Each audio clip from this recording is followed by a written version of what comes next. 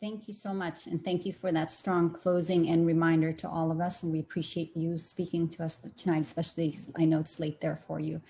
And we wish it was a special Eid for all of us. But inshallah, there is a silver lining, and that's our goal from all of this gathering. So our next speaker, and then we'll have a poll question. And I want to welcome Dr. Omar Sullivan, who has joined us.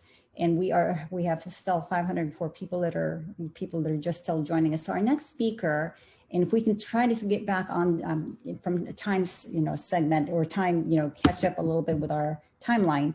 Our next speaker is Raja Abdulhaq, and he is the executive director of the Majlis Ash-Shura, New York. He is a Palestinian activist and organizer who lives in New York City and earned his master's degree in political science and international relations from CUNY, Brooklyn. And if you could please go ahead and share from your heart what you have for us this evening. Thank you, Doctor. Thanks for all the attendees and for the speakers, and most importantly for the organizers who put this together. I had the honor of being working with the organizers who've been pushing for a new narrative now. And since the fact that this is mostly centered on a question of American engagement within the political framework that we have around us, I just want to focus on that a little bit and draw an analogy. And I know some people might be a little bit, upset over this analogy, but I think this is the time to make that analogy given the situation of what's happening in Gaza and given the situation of what as Dr. Osama mentioned earlier on, what our people in Palestine, specifically in Gaza, are showing us and showing the world. Since September 11, American Muslims have taken a step back regarding political mobilization. The majority of our political mobilization have been centered around the concept of proving our loyalty to the state, proving our loyalty to American imperialism through the different actions that we work on, through the actions of attending PR events in the White House, through our political actions of working with Zionists, our actions of working with Hindutva, extremists who live around us in this country.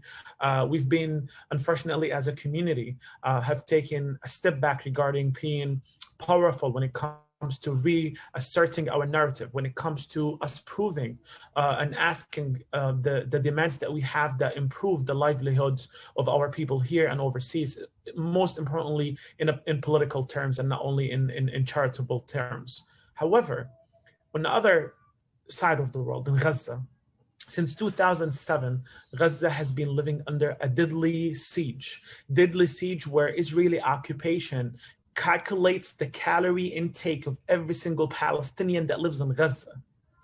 But look where we are today, brothers and sisters, and the people who are watching this show. The people of Gaza today still proving to the whole world that they did not give up, they did not compromise. It would only take them one phone call, I'm exaggerating, with a phone call to Israeli occupation until the Israeli occupation, look, we give up. We want quote unquote peace. Let's quote unquote coexist with the Israeli occupation.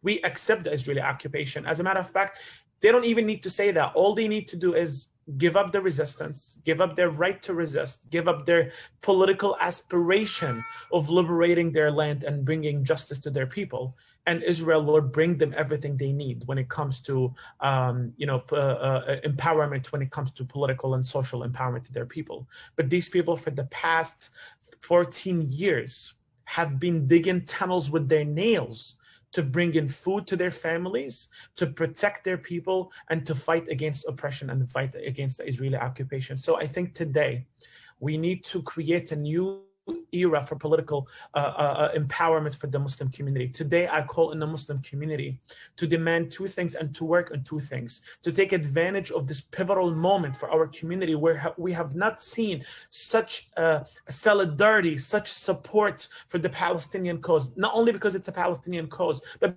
because it is a Muslim cause. The land of Palestine, the colonial project in Palestine, is an attack on the Muslim identity, is an attack on Islam, and is an attack on every single human being in this world. So today, I demand our community to focus on two things: to declare, launch a new era of political empowerment for our community. Number one, and this is no negotiation here, no more normalization with any kind of relationship with Zionist organizations.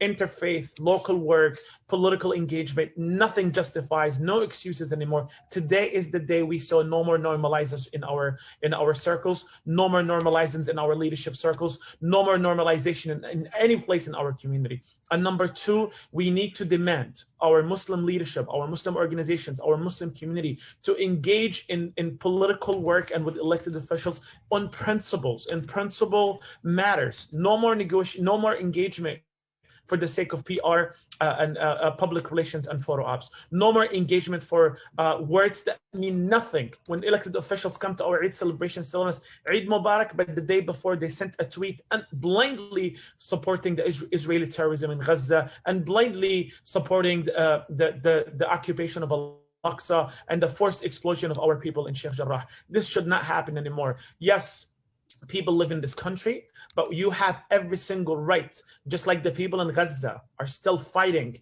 and they're still resisting, even though their life is dependent on it. Our life is not dependent on our political engagement in PR campaigns. Today is the day we declare a new era of political engagement that is only based on demands and needs for our community. We sit with Biden and everybody else, specifically in a federal level, to demand the ending of American imperialism, to demand that America stop supporting settler colonial project of Israel, stop colonization of Iraq and Afghanistan and killing of Muslims and non-Muslims around the world. Today is the day we say no more of sitting down in PR, and today we demand to America to end its imperialism around the world. And this is the time. We have not seen our people standing together like today.